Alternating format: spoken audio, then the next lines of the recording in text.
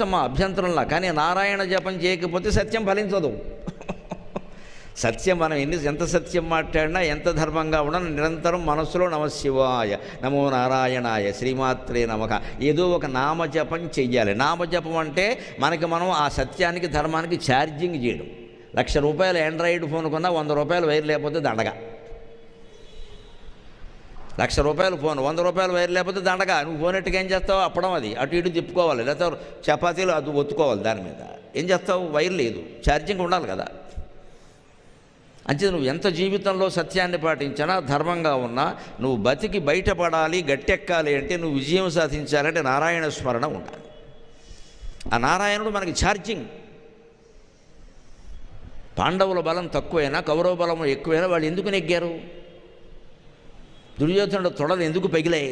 భీష్ముడు అంతటి వాడు ఎందుకు పడిపోయాడు? ద్రోణాచార్యుల్ని అస్త్ర సన్యాసం చేయడం ఏమిటి? ఎవరి వల్ల జరిగింది? కృష్ణుడి వల్ల జరిగింది. అర్జునుడి వల్ల ఏం జరుగుతుంది?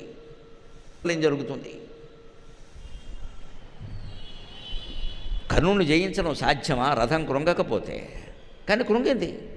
ఆ కృంగడానికి ఏర్పాటు ముందే జరిగిపోయింది. అప్పుడు జరిగింది కాదు అది. ఇవన్నీ ఎందుకు జరిగితే? పాండవులు సత్యాన్ని పాటించారు, సత్యాన్నే మాట్లాడారు, ధర్మాన్నే ఆచరించారు, కానీ భగవత్స్మరణ చేశారు. పైగా విచిత్రం, వాళ్ళు ఎవరూ కృష్ణుడిని ప్రార్థించలేదు. ధర్మరాజు సూర్యోపాసకుడు. ధర్మరాజు దైవం, కులదైవం సూర్యుడు. ఆయన సూర్యోపాసకుడు. అక్షయపాత్ర సూర్యుడు ఇచ్చాడు ఆయనకి. భీముడు చంద్రోపాసకుడు. భీముడికి చంద్రుడు అంటే ఇష్టం దేవతల్లో. అందుకే వాళ్ళ అబ్బాయికి సుత సోముడు అని పేరెట్టాడు. ద్రౌపదీదేవి ద్వారా భీముడికి కలిగిన కుమారుడికి సుత సోముడు. సోముడు అంటే చంద్రుడు. చంద్రుడే నాకు కొడుకు రూపంలో పుట్టాడు అనుకున్నాడు ఆయన. ఆయనకి అంత ఇష్టం చంద్రుడు అంటే. చంద్రుడికి ప్రీతికరంగా ఉండాలని చంద్రుడు చేసినన్ని యజ్ఞాలు నేను చేస్తానని భీముడు యజ్ఞాలు చేశాడు.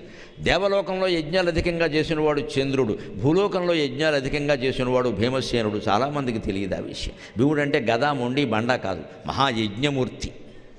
ఆయన చేసినన్ని యజ్ఞాలు ఎవడు చేయాలి? ద్రౌపదీదేవి ఈయనతో కాపురం చేసినంతకాలం మడిబట్ట తడిబట్ట సరిపోయింది ఆవిడకి అని యజ్ఞాలే.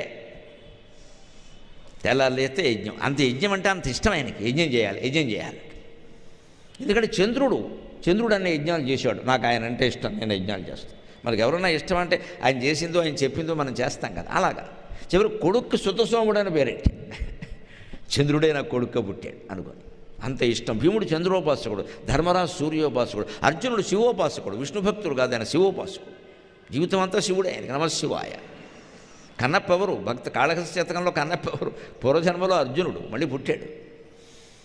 పోయేవాడిగా పుట్టిన కన్నప్ప పూర్వజన్మలో మహావీరుడైన అర్జునుడు. భగవద్గీత విన్నా మోక్షం రాలేదు. ఎందుకంటే ఆయన ఇంట్లో మనకి మళ్ళీ పుస్తకం పెట్టి పసుపు కుంకం రాశాడు, పాటించలేదు.